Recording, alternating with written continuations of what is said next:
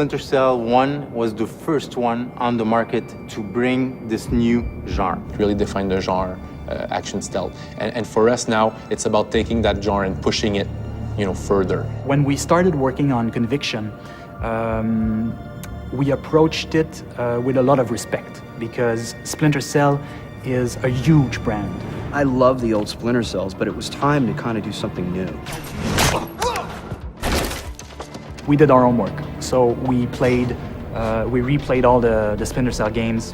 We played all the other games in the genre. As I was playing them, I found them to be a lot frustrating.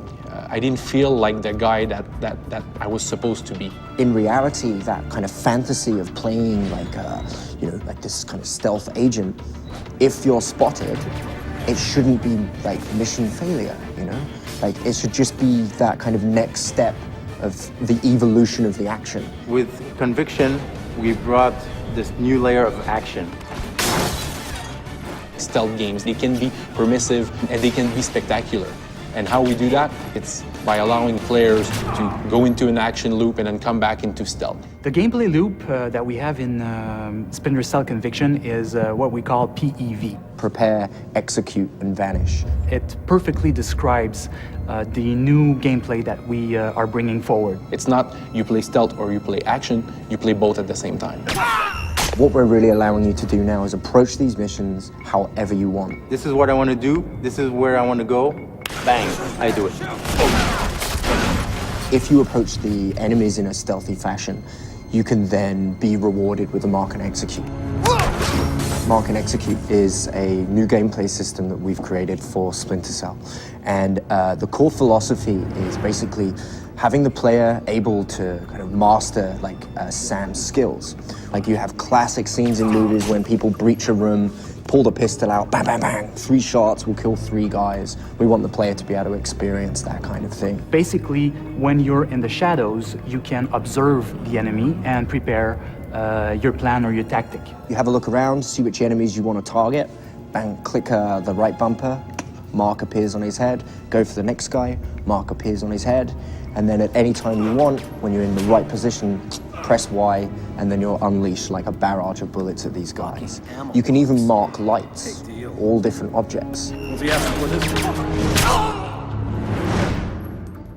Being able to orchestrate the battle, being able to orchestrate the attack in a very feral predator way that just makes this game amazing. Everyone is still finding new and cool ways to use Mark and Execute. We're doing it fast because we want you to feel like a predator, like a panther. You got Sam moving in such a way that he never moved before. He's just doing moves that are just powerful. You get seen by the enemies, they start shooting at you, they start engaging you.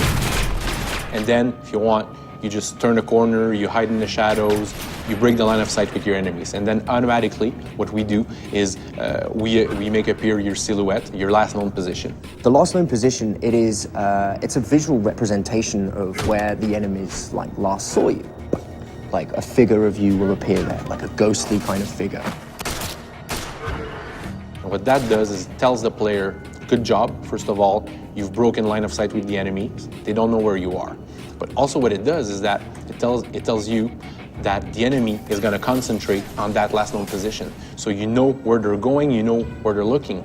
So you can flank them, you can ambush them, so you can really play with them the way a cat would play with a mouse. The hardcore Splinter Cell fans and the hardcore shooter fans are going to really appreciate what we've done. It's just so cutting edge, and I was blown away. We're really happy with what we have. I think we have a unique mix of stealth and action. Storytelling is great. Even more fun and high impact. That is finally a game that everybody wants to play as a stealth action game.